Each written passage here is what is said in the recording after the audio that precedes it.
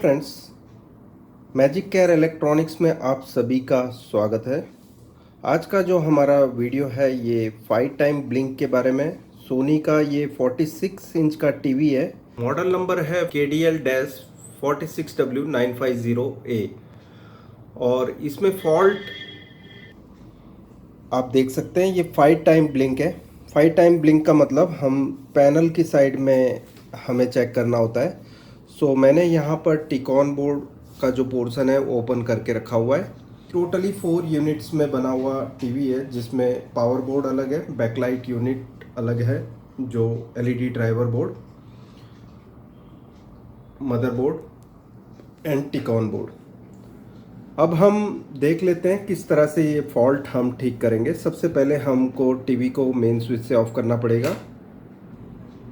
अभी हम power on करते हैं तो आप देखेंगे टिकॉन के जो वीसीसी वोल्टेज है यहाँ पर पावर सप्लाई की इस पॉइंट पे प्रेजेंट है।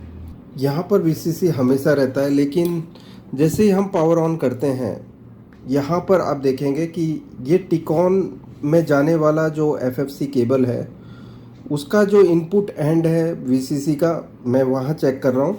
जैसे हम ऑन करते हैं यहाँ पर कोई भी वोल्टेज नहीं आते। सबसे पहला हमारा जो पॉइंट है वो हमें यहीं चेक करना है। सो ये इधर से ही हमें समझ में आ जाता है कि कोई भी वोल्टेज प्रेजेंट नहीं है, जो कि टिकॉन की तरफ जा रहे हैं 12 वोल्ट डीसी, और यहाँ पर प्रेजेंट है जैसे कि आप देख सकते हैं। और दूसरी चीज़, इसमें बैकलाइट के जो भी कंट्रोल्स हैं वो भी मैं आपको दिखा देता हूँ। यहाँ पर हम जैसे ही ऑन करते हैं और फिर बाद में जब हम पावर ऑन करते हैं, आप देखेंगे कि बैकलाइट का भी जो वोल्टेज है वो भी प्रेजेंट नहीं हो पाता है। सो अब हमें एक चीज़ पता चल गई, क्योंकि ये पैनल प्रोटेक्शन एरिया में जा रहा है टीवी। सो हमें पैनल को जो जाने वाले 12 वोल्ट है वो देना है। सो यहाँ पर चेक करने से पता चलता है कि टिकॉन वीसीसी प्रेजेंट है जो पावर सप्लाई से आ रहे हैं। जब तक टिकॉन की वीसीसी टिकॉन में नहीं पहुँचेंगे तब तक आपकी बैकलाइट भी ऑन नहीं होगी, क्योंकि आपको मैंने पावर सीक्वेंस बताया है पहले की वीडियोस में भी कि पहले पावर ऑन होता है, फिर टिकॉन ऑन, फिर बैकलाइट ऑन।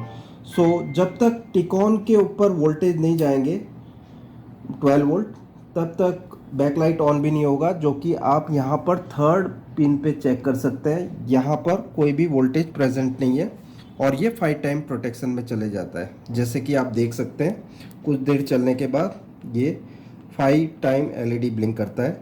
मैं फिर से आपको काउंट करा देता हूँ, 2 3 4 5। फिर से काउंट करेंगे, 1 2 3 4 5।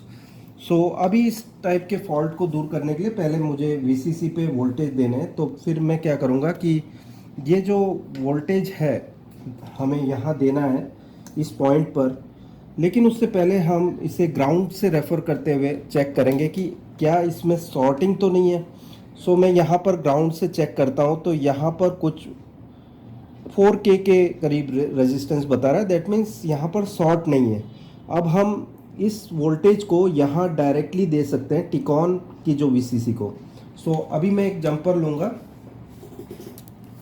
फ्यूज़ के इस एंड पर हम वीसीसी टिकॉन वीसीसी कनेक्ट करेंगे, और जो टिकॉन में जा रहा है जो कनेक्टर से, उसके इनपुट एंड पे हम यहाँ पर सोल्डर कर देंगे इस तार को। सो आप देख सकते हैं कि मैंने सोल्डरिंग कर दी है। हमने क्या किया कि ये जो वोल्टेज है टिकॉन वीसीसी का, वो उस वहाँ पे एक सोल्डर कर दिया, और एक एंड हमने वीसीसी जो टिकॉन वीसीसी जो टिकॉन बोर्ड में जा रहा है कनेक्टर के थ्रू, वहाँ इनपुट में कनेक्ट कर दिया एक जंपर। सो अब हम देख लेते हैं कि इससे हमें रिज़ल्ट मिला या नहीं मिला। सो सभी वोल्टेजेस भी हम टिकॉन पे चेक कर लेंगे। अब पावर ऑन करते हैं और चेक करेंगे टिकॉन के जो वीसीसी है, ये यहाँ पर आप देख सकते हैं 12 वोल्ट प्रेजेंट है, जो कि मैं इस पॉइंट पे चेक कर रहा हूँ। आप ज़रा क्लोजअप में ला के बताएंगे। सो ये ड्रॉप नहीं होते, 12 वोल्ट ही रहते हैं, और यहाँ पर भी हमें जो टिकॉन के वोल्टेज हैं 12 वोल्ट मिलते हैं।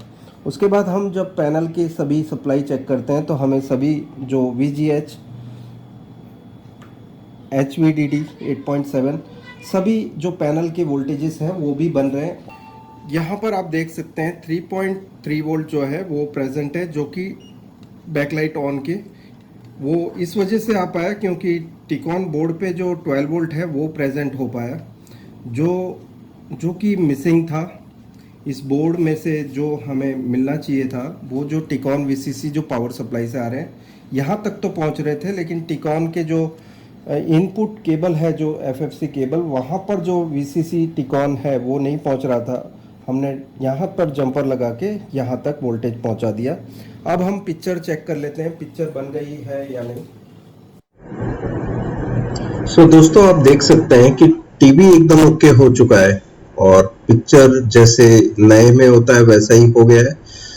और इसमें जो प्रॉब्लम थी वो थी 12 वोल्ट मिसिंग टिकॉन बोर्ड पर। LVDS केबल से जहां मदरबोर्ड पे जो LVDS केबल लगा हुआ है वहां पर ही मिसिंग था। हमने 12 वोल्ट जंप करके इसे ठीक कर दिया। दोस्तों ये वीडियो आपको कैसा लगा जरूर बताएं। अच्छा लगता है तो लाइक कीजिए, शेयर कीजिए ज्यादा से ज्यादा लोगों तक। अगर जो मेरी चैनल अब तक सब्सक्राइब ना किए हो तो सब्सक्राइब कर दें और बेल का बटन भी दबा दें ताकि मेरे लेटेस्ट वीडियो के नोटिफिकेशन आपको मिलते रहेंगे और सबसे पहले मेरा वीडियो देख पाओगे।